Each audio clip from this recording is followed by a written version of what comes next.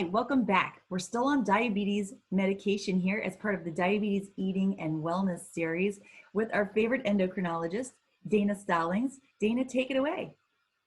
Dopamine 2 agonists.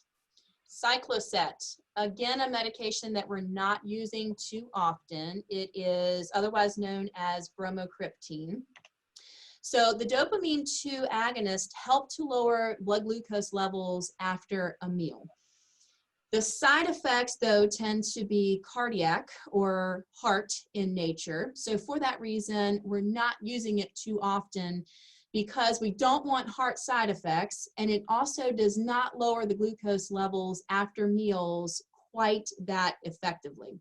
Okay. Plus, we have to take Cycloset before each meal, which again is hard to do, and so that's another reason that we don't tend to use it, because I wouldn't remember to take a pill before each meal. And it causes GI distress. And so we're back again with bloating, abdominal pain, flatulence, burping, diarrhea. And if that occurs every time you take the medication, which is going to be with every meal, then it's going to put a damper on your lifestyle and your day at work. And so we don't tend to use these medications too commonly, especially because, being that it is a cardiac drug or a heart drug, it can have side effects such as heart valve problems. It can make your heart kind of weak and sleepy, and then that can also lead to issues with your blood pressure.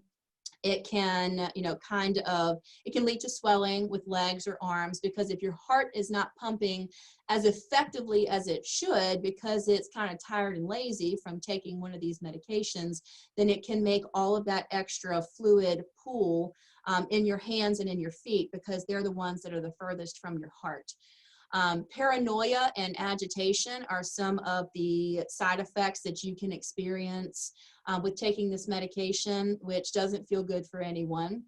And then some of the more severe side effects: muscle deterioration, where your muscles just kind of get weak and start to fade away a little bit.